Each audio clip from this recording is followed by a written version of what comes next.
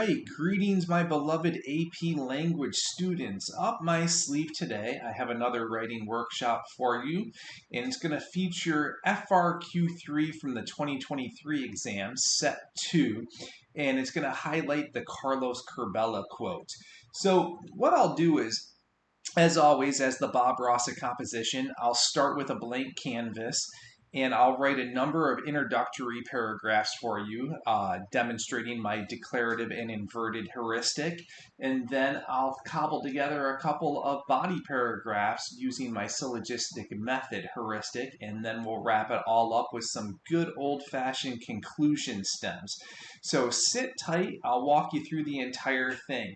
So here's what I would like you to do with the prompt. So you kind of have to have your antennae up for the key words that you're going to anchor your thesis around. So when we dissect the quote, what would you underline? What would you anchor your particular thesis to? And usually it's 2 or 3 key words in the quote. So let me read it and then we'll break it down together. In a 2018 interview about the importance of collaboration, then United States Representative Carlos Curbelo stated, "If you're trying to convince someone that they need to get involved in an issue or perhaps change their thinking on an issue, trying to scare them is not always effective. It can actually sow resentment." So just in your own mind, underline what you would use in your thesis, and then you will take a look at mine and I'll tell you what I highlighted in terms of the key diction in this. And then the rest of the prompt says, write an essay that argues your position on the extent to which Curbelo's claim about persuading others is valid. So we can agree with him, we can disagree, or we're going to qualify it. So we read that prompt and then we scratch our heads and say, oh my goodness, how do I write the introductory paragraph? And here's the kicker, my friends, right? You know that in order for this to make sense, I got to Bob Ross my instruction. So just in the flavor of Bob Ross, I'm going to get to my canvas and my easel in just a second here. And I'm going to use heuristics, right? You got to keep in mind that Bob Ross always used a heuristic called the wet on wet technique every time he did a natural landscape. And no matter the expository mode, right, whether or not we're doing FRQ 1, 2, or 3 on the Lang exam, or even FRQ 1, 2, and 3 on the lit exam, I always use declarative and inverted heuristics for the introductory paragraph. And then for the body paragraphs, I always employ the syllogistic method. It absolutely never changes. So let me break down how to do this introduction by first explaining what a declarative thesis is. So when you declare, out of the gate, you're going to agree, disagree, or qualify the quote, right? You drop the thesis, you declare the thesis. From there, you're going to sprinkle in a little bit of context and background, and as you'll see in my exemplars, I usually begin to drop the seeds of my line of reasoning. I give some kind of indication or like direction, a compass to my reader in terms of where I'm going to go in my body paragraphs. That's what I mean by context and background.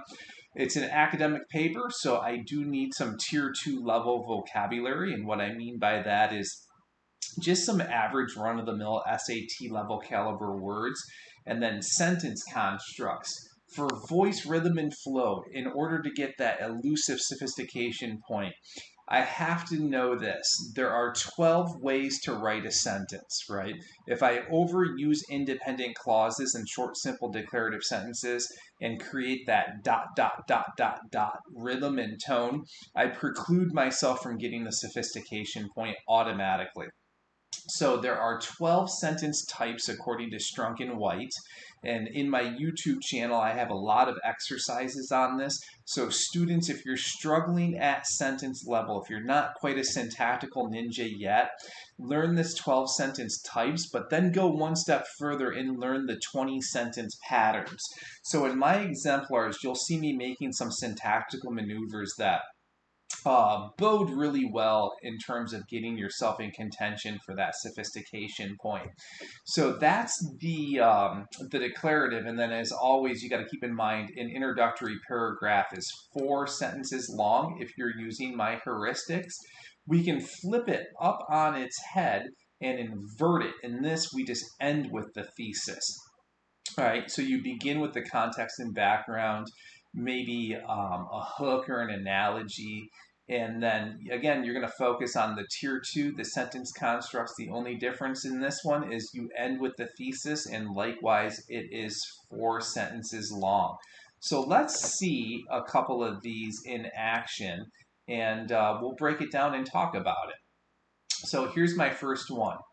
In most instances, attempts to topple one from the vantage point of their convictions or attempts to change someone's ingrained behavioral patterns only makes them cling to their existing position with rebellious force. When change comes in the form of forced coercion, usually the recipient of the pressure develops a resentment that compels them to go in the opposite direction that is being suggested.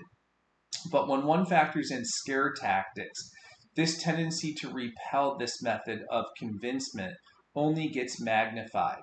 This is especially true of Maurice Sendek's 2 most prominent children's books, as well as Vietnam's response to American anti-communist sentiments. So let's talk about what I did here. So my last sentence, I usually have it as my front loader sentence, right? Because it's going to be a 4-paragraph essay with the way that I write this. So intro, 2 bodies, and a conclusion. Usually in my last sentence, I hint or forthrightly tell you the direction I'm going to go. So in body paragraph 1, I'm going to do Maurice Sendek. Body paragraph 2, Vietnam, right? So it's kind of like a quarterback coming up to the line of scrimmage and saying, hey, defense, I'm going to run this play. Down 32 blue, ha ha, hike, right? And then you run the play. So in the first 3 sentences, all I'm doing is diction analysis of the prompt, right? And I am implicitly agreeing with Curbelo in the manner in which I wrote this. So I don't want students to say, and I agree with Curbelo because that's too dutiful and not sophisticated in whatsoever form. And then you can see here, I'm just highlighting and focusing on the key diction in the quote and kind of recycling that verbiage throughout my first 3 sentences, right? So that's one real clever way to get anchored in the thesis for an FRQ3, and it's the easiest, right? It's the easiest thing to do. So that might be a little confusing, so let's do it again and just take it from top to bottom and see how that works. I'm going to take the exact same approach. Whether in fact or fiction, many historical brats have come to understand a simple adage: change before you're forced to change.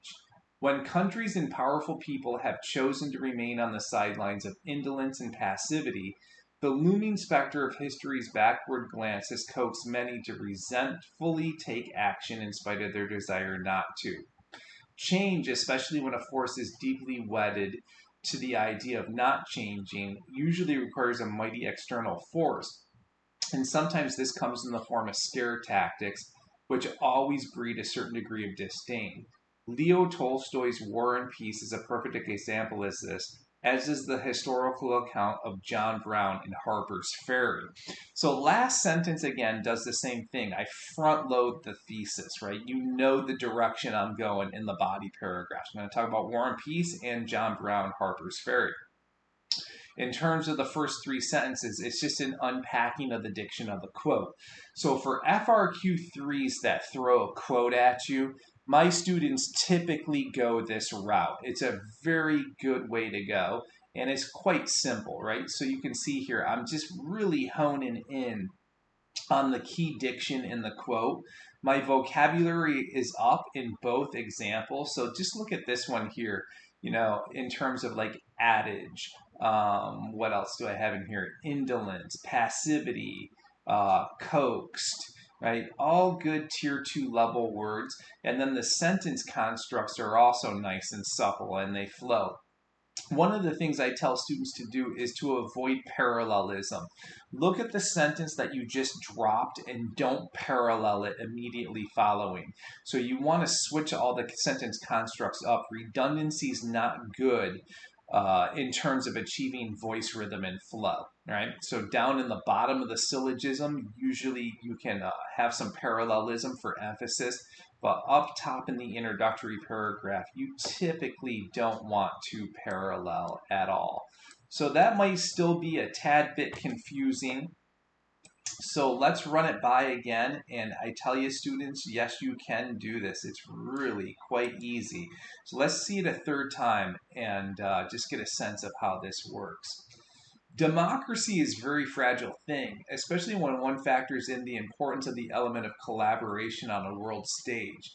If the fundamental tenets of democracy are trespassed upon or ignored by world leaders, what one gets is a world run on irresponsible scare tactics and empty threats. So again, you can hear the language of the quote infused in my thesis here.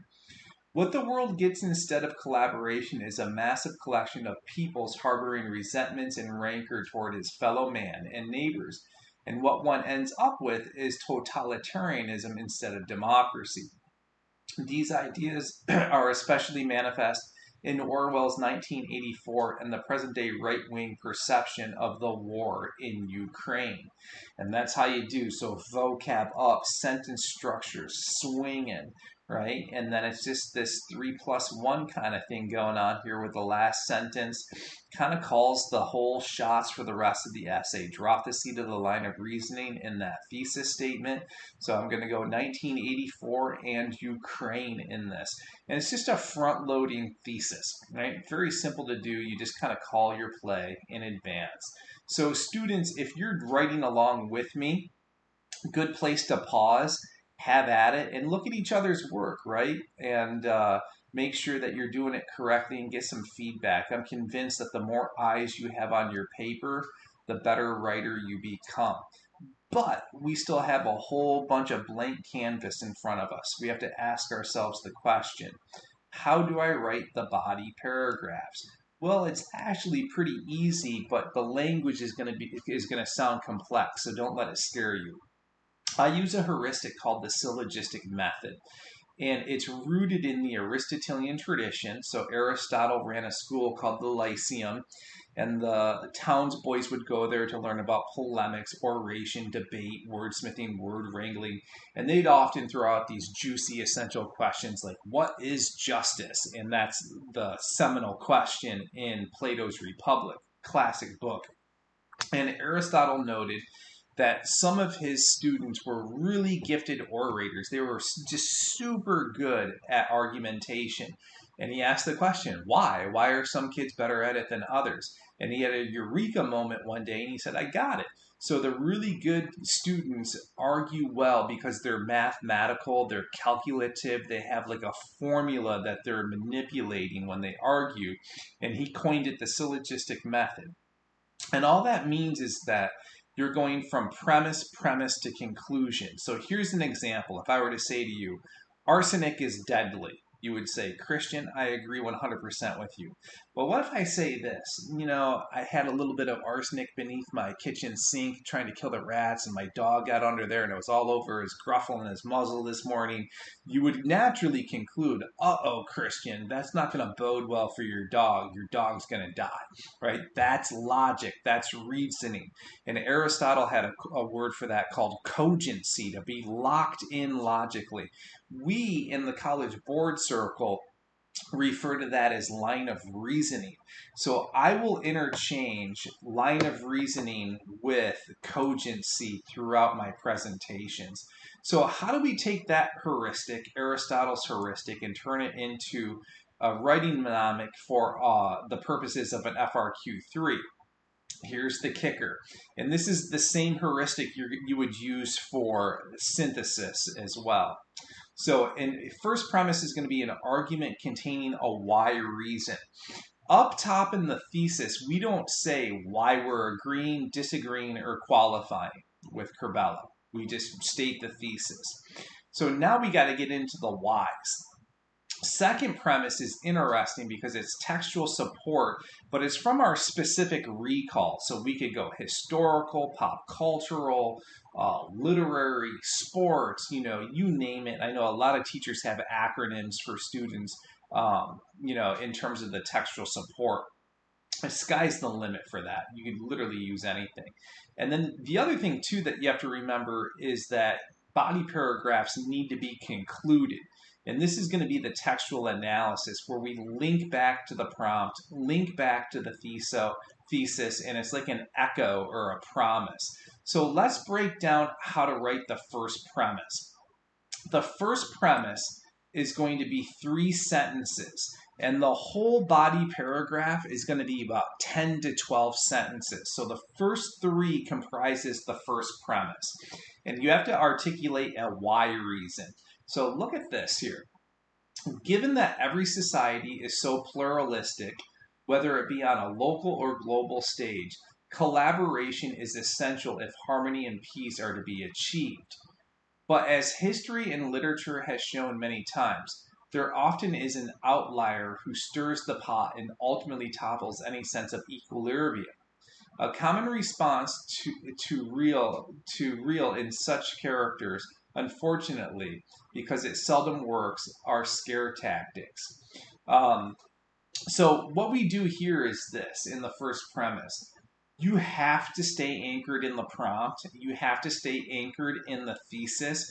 So I always tell my students to recircle the key words from the diction in the first premise. So you can see in here scare tactics, collaboration are stolen from the prompt, and I just drop them in the first premise. So you can see clearly here what my why reason is going to be. I often tell students, your first premise is a promise. Articulate in your own words what your thesis or what your first premise is, what your promise is. And it's pretty clear here the direction I'm going. So now all I have to do is recall an instant, right? Historical, sports, pop cultural, movies, books, anything whatsoever in order to support this. Beginning in the 4th sentence, I have to keep the promise of the first premise. All right, whatever I promised in there, my textual support has to adhere to. So look where I go in this. So easy transition in the 4th sentence, get right into the textual support. And my students usually use something like a perfect example is this, right? Just transition.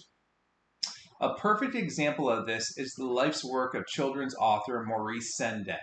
Perhaps the most prominent champion of children's God-given rights, his autobiography and interviews shed light on how kids' natural response to scare tactics only lead to the massive harboring of resentments. Again, stay anchored in the prompt.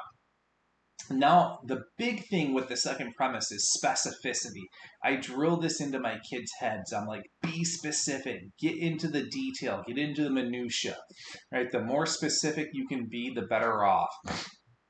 In an interview with Terry Gross of NPR's podcast, Fresh Air, Sendak read a story that he never published, a revisionist tale of his most famous character, Max, from Where the Wild Things Are.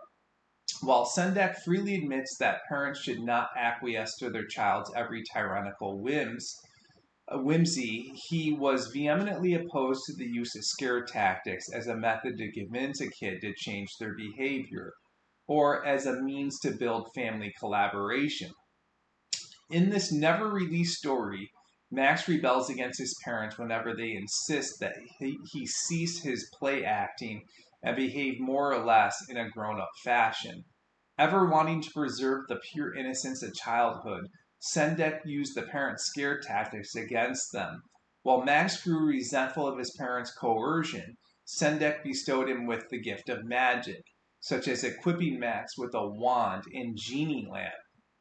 In one instance, Max's bedroom was a total mess because he was staging a play with all of his toys, a play that he desperately wanted his parents to participate in.